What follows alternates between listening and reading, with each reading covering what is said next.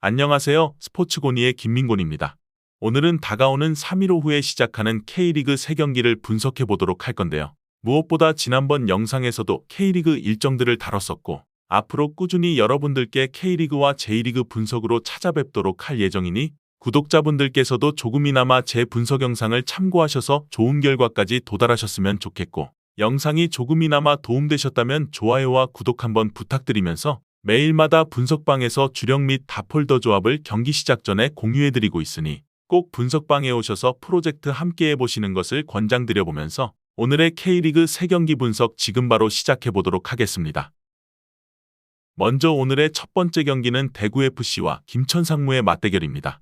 홈팀 대구의 최원권 감독은 미디어데이에서 딸깍 축구를 더욱 업그레이드할 것을 천명한 상황입니다.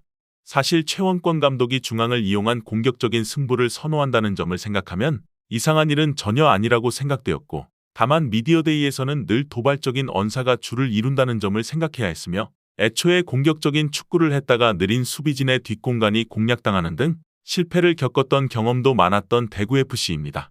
참고로 지난 시즌 대구의 경기별 평균 점유율은 35.1%에 불과하기도 했으며 게다가 에이스이자 팀의 상징인 세징야도 경미한 부사응로 개막전에 출전이 불투명한 상황이며 그나마 지난 시즌 양쪽 풀백의 적극적인 전진과 바셀루스와 고재현이 공격에 가담하면서 승리를 거두는 면모 자체는 긍정적으로 볼 수 있는 여지가 충분했습니다.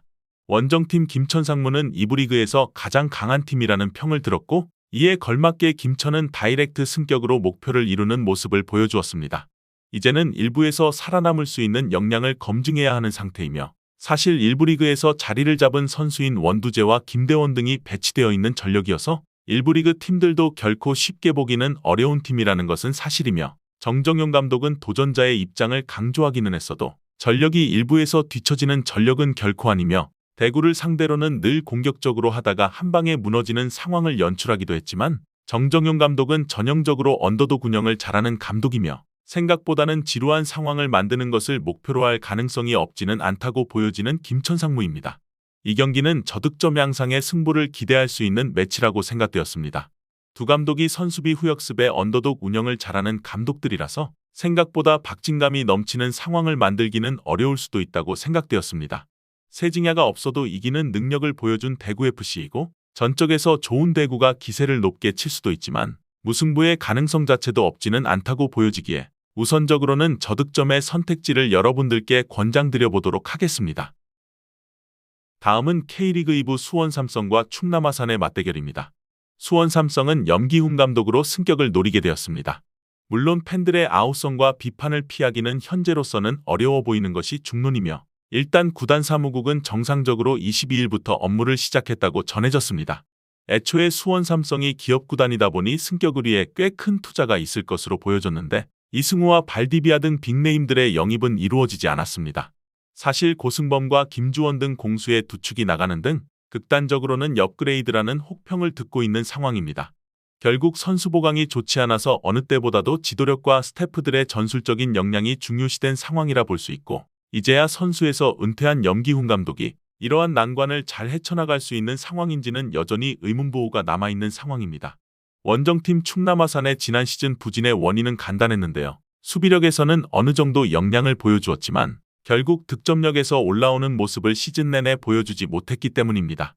결국 박동혁 감독은 책임을 지고 사임을 했고 김현석 감독 체제에서 체일 개선을 노리고 있는 상황입니다.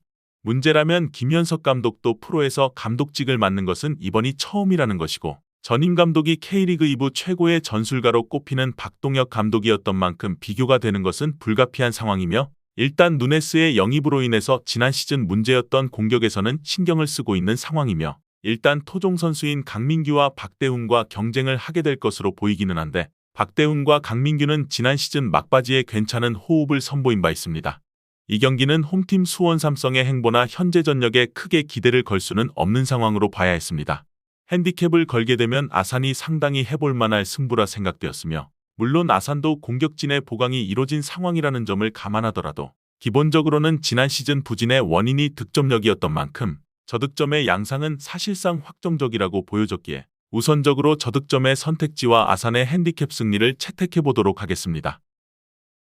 다음은 K리그 2부 부산 아이파크와 서울 이랜드의 맞대결입니다. 부산은 지난 시즌 가장 아쉬운 감정이 남았던 팀 중 하나입니다.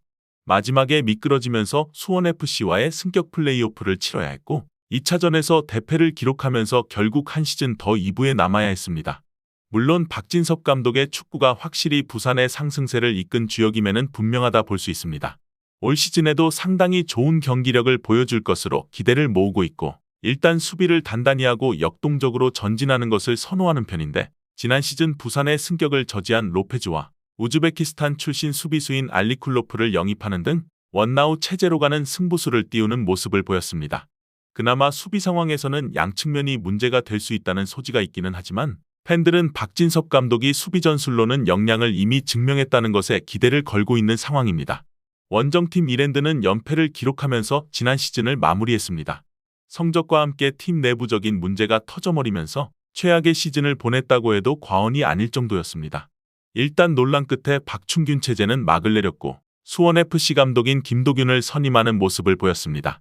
다만 지난 시즌에도 36경기 54실점으로 수비가 좋다고 할 수는 없었던 팀이 닭공 상황을 만드는 것을 선호하는 감독을 선임한 것이 좋은 선택인지는 의문이 들었는데요. 김도균 감독은 공격수에게 수비 가담을 잘 안 시키는 것으로 유명하며 물론 이 때문에 공격수들은 날아다니는 효과를 수원FC에서도 보여주기는 했지만 지난 시즌 수원FC의 수비력이 처참했다는 점은 모두가 아는 사실이며 팀 전체의 밸런스를 맞추는 데에는 어느 정도 무리가 따를 것이라 보여지는 이랜드입니다. 이 경기는 기본적으로 부산이 우세할 전망입니다.